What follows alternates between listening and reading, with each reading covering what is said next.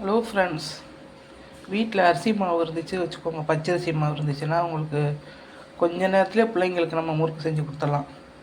அது எப்படின்னு பார்க்கலாம். இந்த கிளாஸால் 4 கிளாஸ் நான் அரிசி மாவு எடுத்துருக்கேன். 1 கிளாஸ் உளுந்து எடுத்துக்கிறேன்.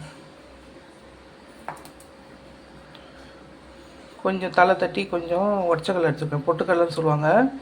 இதை எடுத்துருக்கேன். 2 ஸ்பூனு எள்ளு, வெள்ளை எள்ளு, கருப்பு எள்ளு இதோட சேர்த்துக்கலாம். உங்களுக்கு சுவைக்கு ஏற்ற அளவுக்கு உப்பு எடுத்துருக்கேன். பெருங்காயம் 2 ஸ்பூன் எடுத்துருக்கேன்.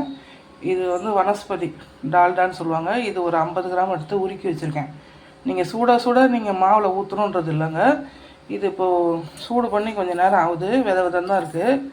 ரொம்ப சூடாக ஊற்றணுன்றது இல்லை. இது பச்சரிசி மாவு, ரேஷன் பச்சரிசி தான். இது கழுவிட்டு காய வச்சு நல்லா காய வைக்கணும். சும்மா லேசாக காய வச்சுட்டு மறைக்கக்கூடாது, வெடிக்கும். அதெல்லாம் நல்லா காய வச்சுட்டு அரைச்சிட்டு வச்சுக்கோங்க. இதை நல்லா சளிச்சுக்கணும். இதை நல்லா நம்ம மிக்சியில் போட்டு பவுடர் லைட்டாக வறுக்கணும். உளுந்த ரொம்ப கருகாமல் ரொம்ப லைட்டாக கொஞ்சம் கலர் மாறினா போதும். அது மட்டும்தான் இது பதம், வேறு ஒன்றுமே கிடையாது பதம். கருக விட்டுறாதீங்க. லைட்டாக வறுத்துட்டு காட்டுறேன் பாருங்கள். வறுத்துட்டு நம்ம நைஸாக அரைச்சிட்டு சளிச்சிடலாம்.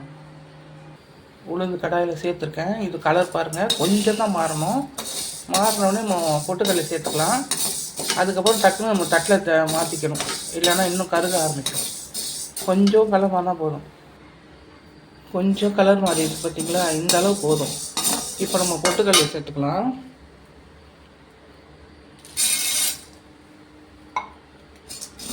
ரெண்டுத்தையும் சும்மா கொஞ்ச நேரம் செஞ்சால் போதும்.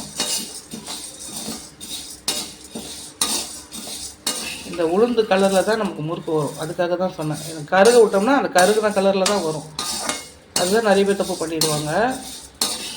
இது வறுத்ததில் தான் கரெக்டாக நம்ம பொறுமையாக. இப்போ ஸ்பீடில் வச்சுட்டு இப்போ நான் ஸ்லோ பண்ணிட்டேன். இப்போ தட்டுக்கு நம்ம மாற்றிக்கலாம். ஏன்னா இந்த கடாய் கூட திருப்பியும் சூடாகும். அடுப்படுத்திடலாம்.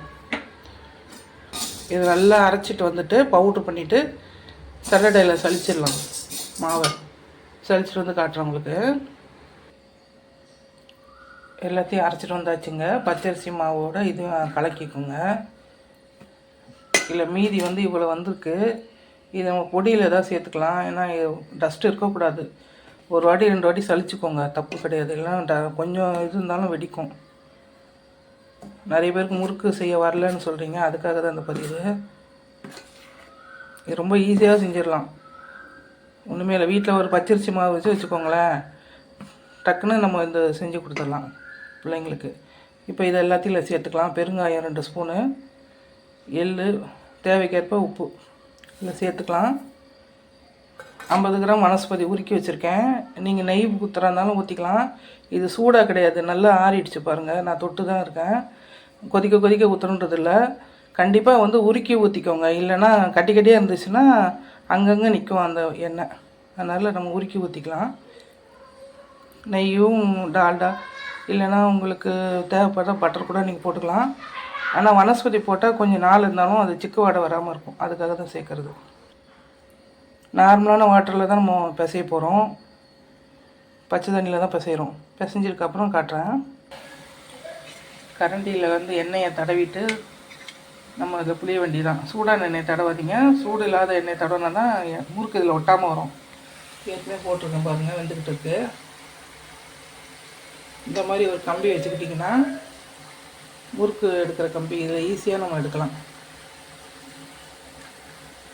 திருப்பி போடவும் ஈஸியாக இருக்கும், எடுக்கிறதுக்கும் ஈஸியாக இருக்கும்.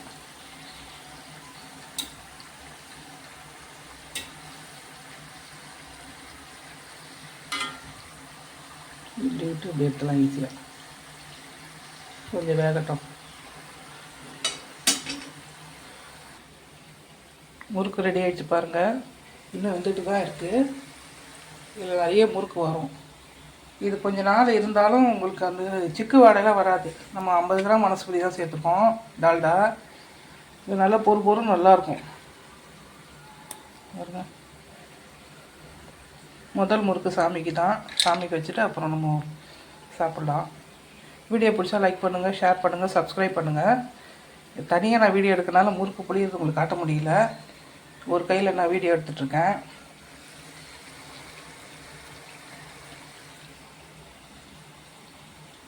நம்ம வீட்டில் இருக்கிற பொருளை வச்சு ஹெல்த்தியாக நம்ம பசங்க கேட்டால் செஞ்சு கொடுத்துடலாம்.